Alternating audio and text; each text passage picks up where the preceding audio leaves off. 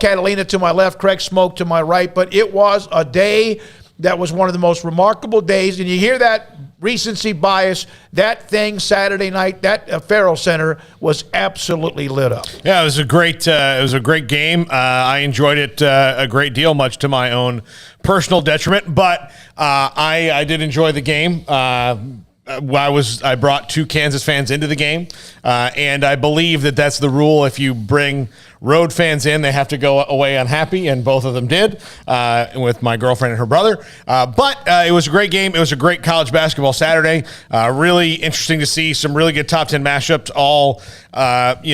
Most of them go the upset route. Very interesting. Baylor has developed over the last couple weeks some real grit, which they didn't have to have before, because you don't really, not that they didn't have it, they just didn't need to use it, because when you're beating everybody by 8, 10, 12, 14 points, you don't need to really get gritty and tough, because you're just rolling over them. So they showed me a lot on Saturday. It looks like they kind of found what their new offense is going to be in the wake of the injuries that they've had, and looked really, really good against Kansas. It was the coming out party for Jeremy Sohan, Craig Smoak, and the young 18-year-old, he and Kendall Brown, along with others. Unbelievable for Flo Thamba, Matthew Meyer on the boards. But Jeremy Sohan, he is now on the national map.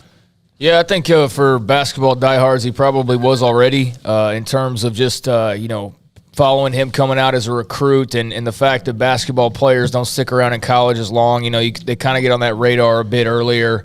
So I think, hardcore hoops heads probably knew Jeremy Sohan's talent level. And then, people who have followed the college game or followed Baylor closely know that Scott Drew was very high on the type of talent that he was bringing in. But, yeah, we've seen flashes, but on Saturday we got, the party.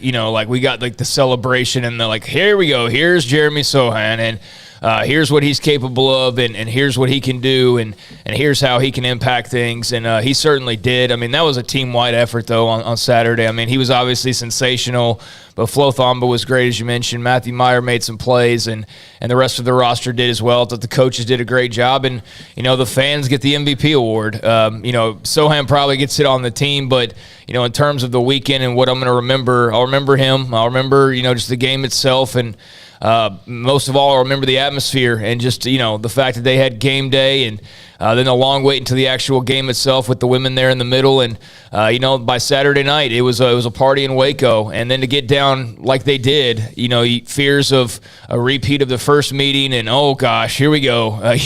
All this hype and pomp and circumstance, and then they're going to go and lay an egg, and, Kansas is just going to beat them up for the second time. And that wasn't the case. They fought back, valiant effort to fight back, and, having that crowd behind them, I think that made a big difference in them and be able to, push themselves over the top and grab that win. So, yeah, just a massive W for Scott Drew and company. It's not the end of the road by any means, but it was a win that they really could have used, and they could use it, and they got it, and congrats to them. It was a big-time W. Right now they're number 3 in the country. Kansas didn't drop, I think, one notch. Because of so many losses in the top 10, Gonzaga 1, Arizona 2. We could argue about that all you want. I'm going to have a note from Jerry Palm. His bracketology changed a little bit, waiting on Joe Lunardi. And then again, some of you don't listen to them and don't appreciate their information anyway, but that's fine, because we're now about to hit March Madness, because tomorrow, March the 1st, as I'm walking out of the Farrell Center, in fact, Lee Buttercup on YouTube just put this up on 365 Sports. He said, someone said the good news for Baylor. Well, I'm going to complete what he said. I'm walking out of the arena. Bill Peterson, a part of the Baylor staff, I believe it was, said to me, he goes, the good news for Baylor is that Jeremy Sohan played like a grown man. The bad news is that he did that in front of 22 NBA scouts. And that kind of summarized it. And he was spectacular. And it took a lot. And you heard in what Billis or Greenberg or others, and others that will have, Pat Nunley will join us at 3:30. They made Jeremy Sohan Kansas's nightmare that night, because there's not enough height inside and size inside, because that's all Flo, and Jonathan John Machacha was out. So what do? You take one of your negatives and turn it into a positive. And a guy like Sohan, who can play 6'3" or 6'8", they couldn't do anything about it, because he created mismatches on Kansas' defensive end. Yeah, I mean, there were things that Kansas did well all night long, offensive rebounding and things that really kept them in the game. Kansas is still, I mean, they're really, really good. They did make shots at the end. Baylor's defense started to come back out again, and a lot of that was forcing them into bad shot selection. And then Baylor started getting the rolls for the first time. And last 10 minutes of the game, Baylor made 12 baskets to Kansas's 2. And I think they were both by one was by Ochai Agbaji and one was by Christian Brown. He's such a good player. The rest were all free throws. And Baylor, took advantage of their opportunities when they had them and showed, what they can do. I think both these teams can be poised to go very far. And I think what we saw this weekend is what you're going to see in March, in that you've got anybody can kind of lose. You've got 12 to 16 teams that can pretty much beat anybody on any given night, and so we could have real chaos in March. And heck, I'm looking forward to it. Could be great. Then, for example, the number 3 team in the country now four team is Duke, who got 11 first place votes. Duke hasn't played anybody. They've had their weakest schedule in maybe the history of Duke basketball, and they can beat anybody, but also I think they could probably get beat by anybody. Well, I'm going to go to Ken Palm. Jack, when you're ready with that, we'll do that in a minute. Is it ready now? Okay. There's a lot of analytics here. And again, everyone likes whatever maybe fits what you like or the teams that you like, but this is through yesterday's games.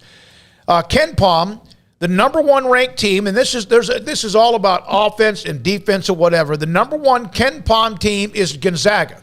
Now, yes, they lost to St. Mary's, and we're going to feature St. Mary's with a writer from San Francisco Chronicle today.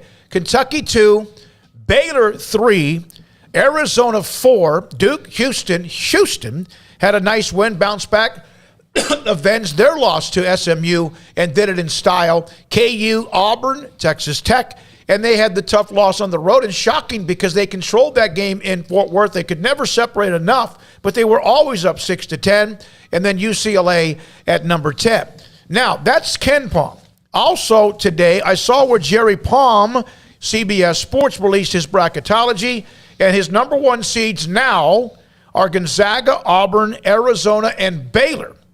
And now you have Kansas, Providence, Duke, and Wisconsin, the number 2 seeds.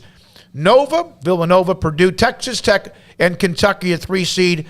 So you can lose a game. College basketball is different than college football, unless you're Alabama or Georgia. And I say that very sarcastically, maybe. But in college basketball, Gonzaga lost. They could still be number 1. It's the overall resume, and it should be like that in football, but it sometimes is not. They wait for teams to lose, and you're gone down 8. Alabama, UConn, Tennessee, Illinois as a 4 seed. Now, they have Texas as a 6 seed. That's who Baylor plays tonight. And I've seen them as high as a 4 seed. So that's kind of interesting. Houston at number 6 in Ken Palm. You could take that down, Armstrong, if you want. Houston, I didn't know this. They don't have any quad 1 wins. And that's nuts. They did lose, remember, who's one of the teams that beat them? Alabama, I think, might have beaten them. Someone that has had some nice big wins, and one of them might have been against Houston. But Houston is really good, and they're pounding people, and sometimes Ken Palm, and a lot of it could be the analytics of all the others. Strength of schedule should be a part of it. It is, but also even margin of victory. Well, if you're playing a bunch of quad 1 wins teams, you're probably not going to get that much. Yeah. Houston's losses, by the way, are to Wisconsin, Alabama, SMU, and Memphis. Okay, well, and Memphis has been up and down on the roller coaster. I wish I would have had time to feed this. Jeff Borzello, ESPN, top 5 are Gonzaga, Baylor, Arizona, Kansas, and Duke. Here's something I want for Texas Tech fans, and I know you're disappointed because you've been on this run, and you lost, and TCU's a gritty team. I mean, they really are, and you had that game absolutely in hand. Baylor is right now the most quad 1 wins with 11. They're 4-3 against the top 12 quad 1 teams. They still have Texas tonight and, of course, Iowa State this weekend. Kansas has 10 wins. Iowa State has 9 quad 1 wins. They're 2-5 against the top 12, and they have a top 12 quad, and they have Baylor Saturday. Texas Tech is 7 quad 1 wins. But guess what? Every single one of those wins, twice against Baylor, twice against Texas, once against Kansas, once against Iowa State, and also they beat Tennessee. So their quad 1 wins are exceptional. at 7-2. The losses are to Kansas and also the one loss as well to to Iowa State as far as the top teams in Quad 1. Yeah, the Big 12. I hope that a couple of years ago there was I think it was the year that Tech made it to the Final Four, or maybe the year before, where they had a really great year, and you thought, man, when they get out of the tournament and start playing teams out of the Big 12, it's going to look great. But they beat the crap out of each other all year long. They got in the tournament, and it was just kind of over for almost everybody. This is a Big 12 that, especially the top three, to me, are really set to make deep runs. I mean, they play well against the big teams, and they're all really deep and talented. In spite of injuries, in Baylor for one, but still really deep and talented. All right, so we have the women play tonight in Ames to win the regular season title. Iowa State and Baylor have a 2-game lead with 2 games left. So one of those teams, whoever wins tonight, will win the regular season title. We know that Baylor has owned that. It's a share of, though, I believe, right? I know they're up 2, but I don't know. I felt like I was reading that it was a share was what they automatically won tonight because there's still another game remaining. No, they can, but they'll clinch a yeah. That's what I'm saying. They clinch a share. They don't win it outright, though. If Baylor wins, they would have swept Iowa State. And that, again, it's not like in football, whatever, but they would win at least a share, which has been their streak forever, over a decade long, of the regular season title. Well, I think and I kind of wrote about this a little bit today, I think the big thing for the Baylor men, other than, Sohan's performance or, just the coaching or, whatever positive you want to point to, because, you can point to so many of them from Saturday, and I'm sure we'll uncover each of them throughout the rest of the show, but you're mentioning Texas Tech and them playing a couple years ago. They played for a national title a couple years ago. It was a big deal. It's a big deal that they got there. A big deal for the Big 12 that Texas Tech got there, even though Kansas has had their success. It had been a little while, but they didn't win it. And, here they are again a couple years later. They were good last year as well, and here they are again 2 years later, and they're really, really good. And they could very well win it this year, for all we know. That TCU loss was a bit surprising. That's kind of been them, though, winning the more losing the more surprising games kind of out of nowhere on occasion, but winning all their big ones. But they didn't get there, and maybe this year's the year they do it. But that was what was so huge about Baylor last year, was they got there and they won it. And no questions asked, it's done. It's not one of those like, well, if we get back this time, they won it. They just flat out won it. And I think that's a massive deal. I think that's just the difference between becoming an elite program, and I think Texas Tech's knocking on that door. But, actually going out and winning that national championship and finishing the deal last year, I just think it gives you not only a totally different value in your basketball program, but it also gives this team a different mindset this year of, we're not last year's team, and we've been through a lot, but then you see a performance like Saturday night and you go, they could do it again. They could rewind this thing and do it again. And I know a lot of people believe that all year long, but it's just been so up and down in terms of what the storylines have been. So it just kind of felt like, that's the national champ type team that we're all expecting and that we are all accustomed to seeing and that we're all used to and that we want to see. That was that on Saturday night. And they're a great point. And yes, they've also shown where they could get knocked out if they're not careful. The margin of error last year was very large. They were so good. The large margin of error is smaller. We've seen Kansas hammer Baylor in their moment. We've seen Texas Tech have their big moments through their moment against Kansas, Baylor twice, Texas twice. We've seen Kentucky have their moment when they hammered Kansas, and we've seen all the others involved. Auburn, all of a sudden, they're in a little bit of a fade. They're still really good. Arkansas is red hot. Arizona's good. It's going to be, and we put up the interview with Jay Billis last Wednesday or Thursday, and he said, I think any of the top 8 teams in America will win. One of the top 8 teams in America will win the national championship, and some on the board got really kind of almost smartass about it, to be honest with you, like, oh, Jay, water's wet, and that was one of the responses. He didn't say that last year. Last year, it was Gonzaga, it was Baylor, and maybe somebody else. This year, it's not the obvious 1 or 2 teams. That's what he was talking about, not trying to be some sort of a, what was Ed McMahon on with Johnny Carson on when he did the man. Hey, Karnak? Yeah, Karnak the Magnificent. Yeah. He wasn't trying to open up the fact that he can't be wrong if he picks the top 8. But adding on to the taking advantage of an opportunity, I've seen game day rolling here before and them not win the game, against a big opponent. Oh, yeah. And so to have like that double dip on Saturday of the women playing, earlier in the day, game day starting everything off, but even going to Friday night in the lock-in and seeing all the fans and students and everybody out there, seeing the coaches passing out, food and all that. We've seen that before as well, but you just kind of wondered, okay, but how's the game going to go?